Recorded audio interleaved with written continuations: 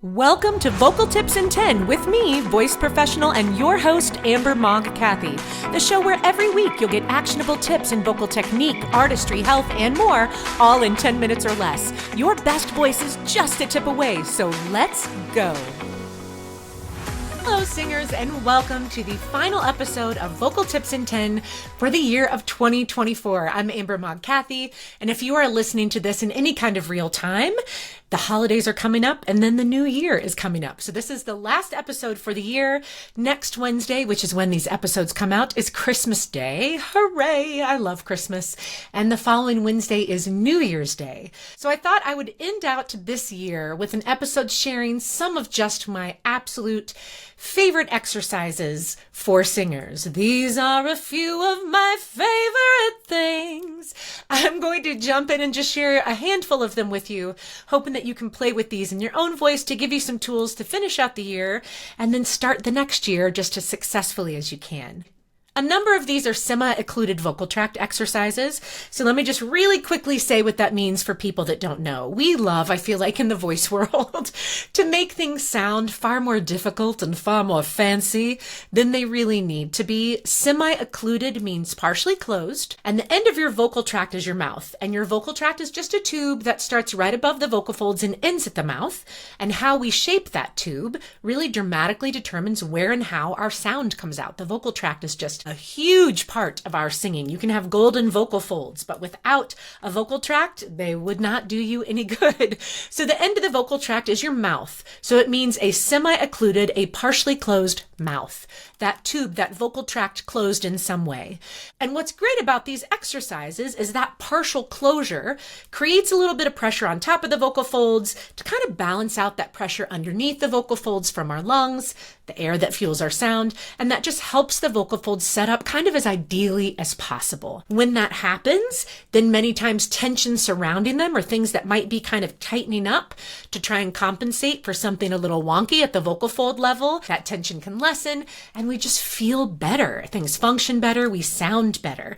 And a few of these that I'm going to share that are just my very favorites also have other great benefits. So let's jump into it. My very first favorite exercise that I do on the daily, I call a blowfish. Some people call it puffy cheeks. Some people call it straw without a straw. It's those big puffy cheeks. And a great way to try it out is to say a W, like you're going to say the word what or water, but you're going to hold the W and never move to the vowel.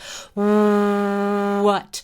Water. Just play with that. You'll feel buzz around your lips and your cheeks will puff out. Here's some of the benefits of this exercise. In addition to the fact that it's a semi-occluded vocal tract exercise, so we know it sets up our vocal folds great, that puffiness in the cheeks helps stretch out and release tension in some of those facial muscles in the jaw. We can actually hold a lot of tension in the cheeks themselves.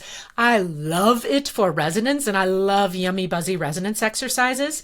So you can feel a lot of buzz around your lips. So it locks me into that forward resonance that I want to carry through into whatever I'm singing. And then it's also great for breath management. You can hear and see that breath flow. So a W is a great way to get into it. Another way to get into it is I like to use what I call the pinky trumpet or the thumb trumpet. And don't overthink it. You're going to pop your thumb or your pinky into your mouth loosely so you can still move it around and blow like you're playing a trumpet.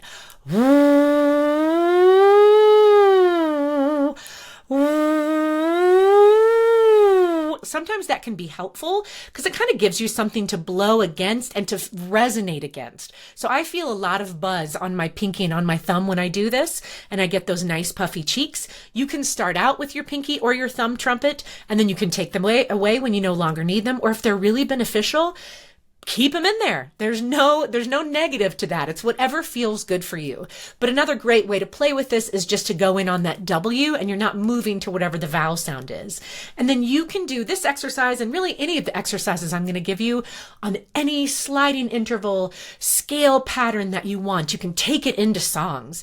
I love to take exercises that make me feel really good when I'm just working my voice into whatever song I'm working on, because obviously that's what I really want, is I want that end result to feel good and sound as great as possible. So I'm a sucker for sliding intervals, and all that means, interval is the distance between two pitches. So you have a 5-note scale,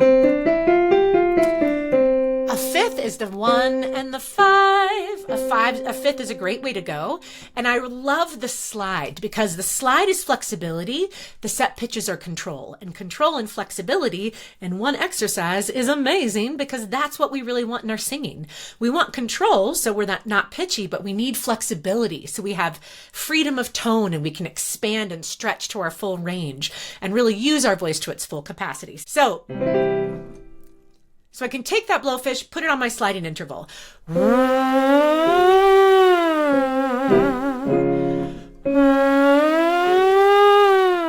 I really focus on this just yummy, buzzy feeling around my lips, those nice puffy cheeks, and then I can hear that nice buzz and that airflow too. So I love me a blowfish, puffy cheeks, straw without a straw, whatever you want to call it. Another SOVT that I love that really locks in resonance is what I call a smiley V.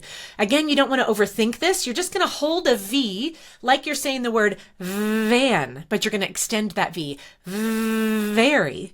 You're going to extend that V. Teeth on your lips. It's going to look different for everybody because we're all made differently. I've got big old teeth and big old lips, so I look like Bugs Bunny whenever I do this thing. And you want to feel that nice buzzy, again, yummy resonance right on those lips. It's also great for airflow. I like to do it a little smiley because when I smile, I get these little pockets, these little openings on either side of my mouth that let that air flow through. And again, you can take this on a sliding interval. Here's an octave.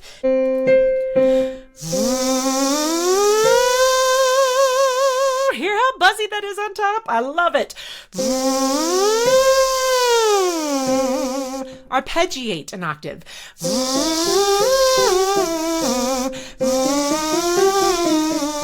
Whatever pattern you want, take it into songs. The other SOVT that I love seems so basic, but it's a hum with your tongue out. So you're just going to go bleh. And when you go bleh, that tongue just relaxes onto your bottom lip. Everybody's looks different. And then you close your mouth and you hum. So it's a hum with your tongue out. I had a colleague, and I would give them credit, I just don't remember who it was because it was years ago, call it a tongue sandwich. And it's actually a very nice visual. The lips are your bread. I'm gluten-free. So gluten-free bread or your lettuce wrap or whatever you want. And your tongue is whatever you want to fill it with, whatever that yummy feeling is. So you make that tongue sandwich. What I love about this semi-occluded vocal tract exercise, the benefit for it is as I stretch that tongue a little bit, I'm getting some tension release at the root of the tongue. Also really opens up the vocal tract. And then again, it's so great for resonance. I can feel that buzz of my lips on my tongue.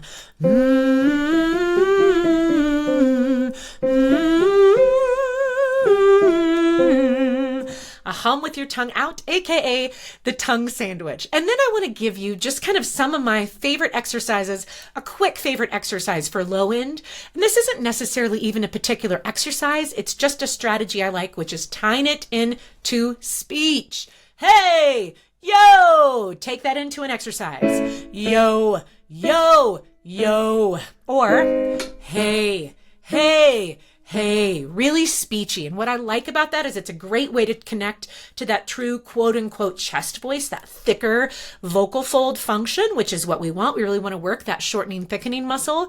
And for so many singers that have a tendency to have this disconnect between their speaking and their singing, they'll talk to me like normal and then they go to sing and kind of everything is disconnected and they feel like it's more difficult. It's because of this kind of mindset telling yourself that, oh no, these are two different things. And I always like to remind people speaking and singing are the same thing. Just when we sing, we sustain pitches and we use a broader range of pitches. Upper end, again, I'm a sucker for a sliding interval. I love just like a sliding third on a vocal siren, an ooh vowel. Ooh.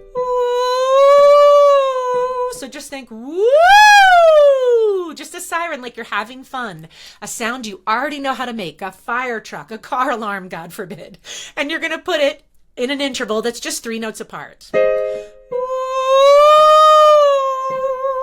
And then there are so many great mixed voice exercises and a lot of them to really find that kind of mix or that pharyngeal voice. That's a topic a lot of singers ask me about right now because I feel like a lot of people online are using that word. Your pharynx, by the way, just means your vocal tract. It just Side note there. So you don't want to overthink that either, but you use a lot of those bratty sounds. Nya, nya, nya, nay, nay, nay, wah, wah, wah. Those are all great. They can be great ways in. They also can be too much for some people and for some styles. So the one I've been loving for myself and the singers I'm working with is wah, wah, wah, like you're going to say the word what, and I add a little bit of vocal cry to it. So again, just feel like you're sad, you're whiny, you're mad. I like to spread it out over an octave if I've got a singer who that's appropriate for. Wah, wah, wah, wah, wah, wah, wah, wah, wah, what? Wah, wah, wah, wah, wah, wah, wah, wah, what? I like it because that W, you have to have airflow to make that W. You've got a bright vowel, but it's much more kind of dropped, so you don't lose any kind of richness or depth of tone with it. And then the vocal cry really helps boost it.